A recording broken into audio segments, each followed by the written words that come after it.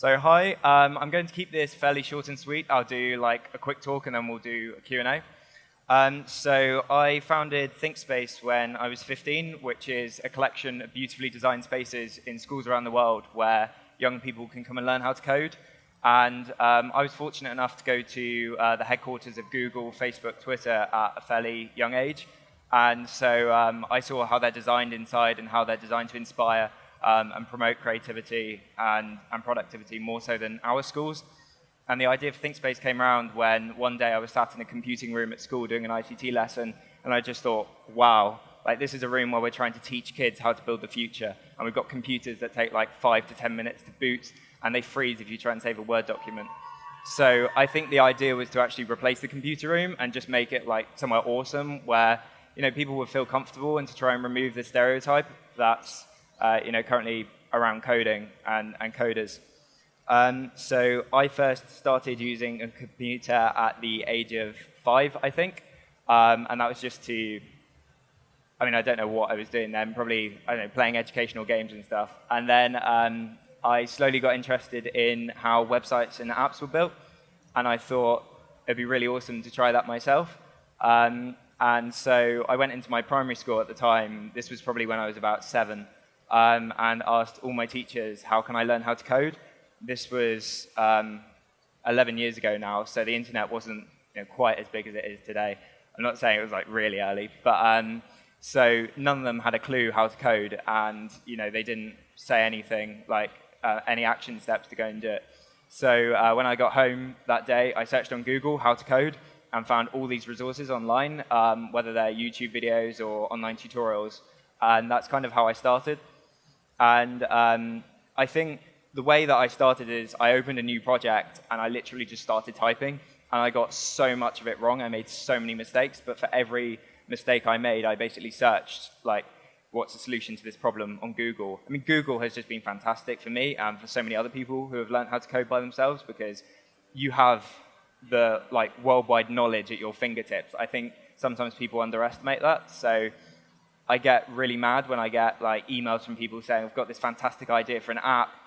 I'm kind of sitting around at home with this idea and I'm not making it happen, because I don't know how to code and I don't really know where to go from here. I'm just sat here not knowing where to go, and I'm just well, have you tried Googling it, how to code or how to do this? And just I think it all comes down to hustling and just using your initiative to actually try and do something yourself rather than relying on others. And it's something that's not really, promoted or taught in schools. And I don't think you can teach initiative, but I think it should definitely be encouraged in schools to think more for yourself rather than just kind of, copying what's on the whiteboard or just reading stuff out of a textbook. The other day, my co-founder, who is 16, he's still at college because he can't get out until he's 18. He had to do an essay the other day, and he had to analyze a film. And I said to him, so I think this was for media studies, and I said to him, well, why aren't they asking you to create your own film using some of the aspects that that film has used, and try and make it your own and do it your own style? So yeah, that's just kind of my 2 pence on that. I think also last year I founded another organization, this time for-profit, called Zest, which is an app where you can order food and beverages. You order and pay for food and beverages before you arrive to the stores. So when you do arrive to the stores, your food and drinks are already there waiting for you, so you can just grab them and go. So you don't have to queue for 10 minutes to place your order, another 5 minutes to collect it. You don't have to fumble around with cash or even a credit card. It's just all on your phone. And so we partnered with stores in Soho, King's Cross, Camden, Tottenham Street, Chelsea, all over London. We launched 3 weeks ago, and that idea literally just came around as I was one day stood in a queue at a coffee shop. It took 10 minutes, and I was like, this sucks. Are we able to change this using technology? Yes, we can. Do I know how to do it? No. So search Google again, and there were a lot of answers to problems that other people had already had. And so I think the number one thing I would say to anyone who's considering creating an app or learning to code, creating a website, a game, whatever, start. Literally just start. I think if we had 500 people and put them all in the same room for several hours, I think we could probably come up with the next 10 years worth of tech innovations. It's just that very few of those people would actually follow through and execute on those ideas. So that's why a lot just don't happen. They're just sat in people's brains, and they're never actually achieved as such. And also, I don't think it is so much about the idea. It's more about how you execute it. So, for example, there was MySpace before Facebook. There were plenty of Ubers before Uber. There were Snapchat kind of esque apps before Snapchat. However, all these teams that actually made them happen, they made them in such a way, like, for example, Uber has a beautifully designed user interface. It's simple to use, it's convenient, it's reliable, whereas the apps before Uber, they were really clunky, hard to use. It took like 15 minutes to hail like a taxi, and Uber brought a new perspective because it was like, well, you can tap a button and you can get a Mercedes-Benz, which will pull up right outside your house or office, and that just changed the game completely. So I think it's important to look at things with a different perspective and just try and act on your gut and not just kind of copy what's already out there. It's very easy to copy, but there's a great quote which says that that good artists copy and great artists steal, or something like that. And what that quote actually means is, if you steal something, you make it your own. And so it's very important, if you're going to take ideas from other people, you need to try and add your own kind of twist to it and make them your own. So one critical piece of advice I received at a very early age was not to chase money. And a really good piece of advice from Richard Branson actually was not to aim for financial success, as that's a byproduct of living with a purpose. And so what I've always done is I've always just worked on various projects. Those have turned into products, and those have then turned into a company, because obviously I have to live. However, that's never the intention to begin with. I'm not sat in my bedroom thinking, I want to create a business, I want to make money. I'm stood in a queue at a coffee shop thinking, this sucks, I want a better way of doing this. Or sat in a computer room thinking, like, this sucks, I want a better way of doing this. So I think it's incredibly important not to become too misguided through seeing money. And you hear a lot of stories come out of Silicon Valley now. Like, I've just read, like, a friend of mine said the other day at an event, he said, I've just raised 25 million, as if that was just a casual thing. And I think it's become almost like a status symbol now to raise a lot of money for your company. I actually see it as the complete opposite. If you're raising money in return for equity, you're giving away a massive slice of your company. And that's a bad thing, unless you can grow quick enough to make that back, make a large return, which most companies can't at that scale. So yeah, that's probably what I would have to say on that. In addition to that, for school, for me, I didn't really take school too seriously, and I never really tried. And throughout my A-levels especially, I just didn't pay any attention. In every lesson, I had my laptop open, I was just doing other things, working on, whether it was ThinkSpace or Zest. And even in my exams, I was kind of writing business plans and stuff. And I received an E in computing at A-level, and about a week after, we were offered £75,000 investment from Microsoft. So what we did is we framed the exam certificate in our office, and just to remind us that there are no limits. If you get a bad grade, that's just a mark on a piece of paper. It means nothing. If you're really determined enough, you will get there no matter what.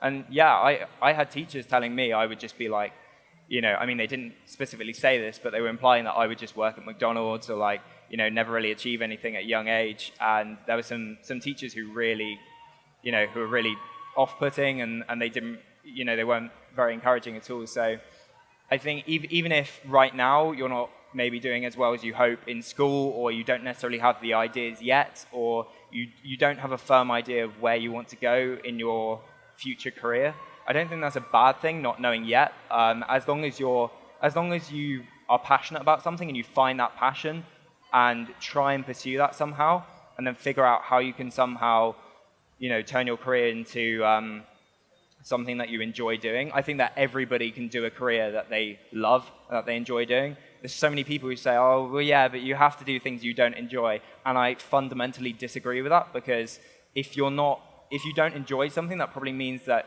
you're not that good or that experienced in it, because if you were, then you'd love doing it in order to be experienced. Like, I really liked coding because I could see the end results, so now I'm experienced in coding. I wouldn't be experienced in coding if I didn't enjoy doing it or didn't enjoy the outcome. So if you don't enjoy something or you're not as good at it, then you can delegate it to others. I mean, if you look at what Richard Branson has done, he's not really skilled in any of the companies he's built. Like, he didn't build Virgin Media, he didn't build Virgin Galactic. He just found people who were awesome at doing just that, and he put them in positions to make them, I guess, be able to execute that. So, yeah, I think that's all I'd say on that. Have we got any time for some questions? Awesome. Yeah, if anyone's got any questions.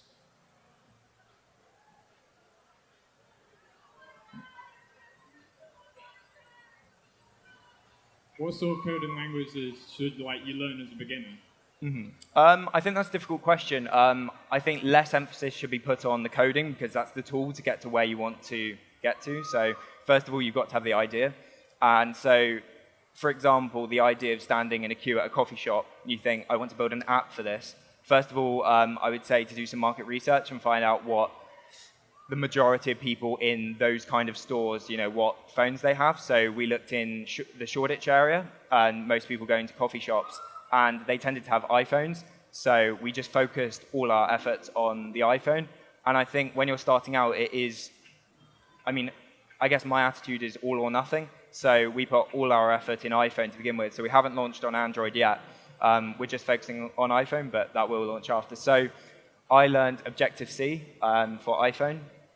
And so if you've got an idea for something and you're like, I want to build an iPhone app, if you just search on Google, again, like iPhone app coding language, then you'll know which one to learn, and there's like a bunch of resources online, and it's all free. And also, I think one other thing I should mention is if you don't have a computer or stable internet connection at home, before I go on to that, I think it's important to say that I believe anybody can start a business now in the 21st century, and I believe that everybody has access to a computer and a stable internet connection, because even if you don't have one at home, you can just go along to your local library, and there's a free computer for you to use with a super fast internet connection.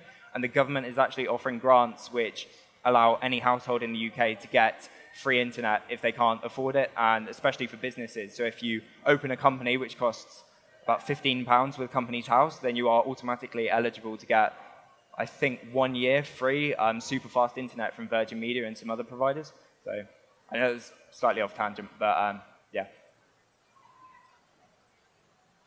Anyone else?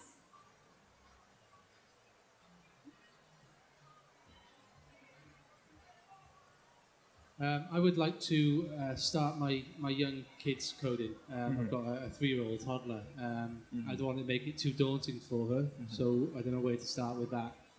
Sure. I wouldn't even mention coding at this stage. I would literally just ask them what is it they're passionate about. I don't think enough people ask that question.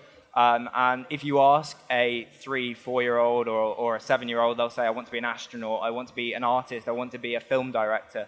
And they come up with these kind of crazy ambitions, which we call crazy, but they're fully possible, I think. And then when you get to an age like 16, 17, you don't even think of that when you're asked what career you want to do. It's like, yeah, I want to be like a lawyer or a doctor or a banker, or you've got this like set agenda almost. So I would just ask them what they're passionate about and whether they have any ideas they would like to pursue. I mean, if they don't show any interest in coding, then I wouldn't necessarily force them to. I think, and there are going to be people who just don't want to code, and that's fine. The most important thing is actually giving them the opportunity to do that, because so many schools, when I was at school a few years ago, I dropped out, by the way. I did half of my A-levels and then just left. And so, what was I saying? Just completely forgot. Yeah, I wouldn't necessarily force them to code as such, but if you give them the opportunity and say, if they've got an idea and they say, I want to make this happen, then say, well, have a think about some of the action steps you can take to get there, and if that involves coding or learning to code and they are interested in that, then there's, as I say, a bunch of resources online. If you just search how to code online, there's hundreds of thousands, millions of resources, and now there's an hour of code program in the UK. You can go into any Apple store or other locations and learn how to code in 1 hour. So, well, not obviously like learn how to code full stop, but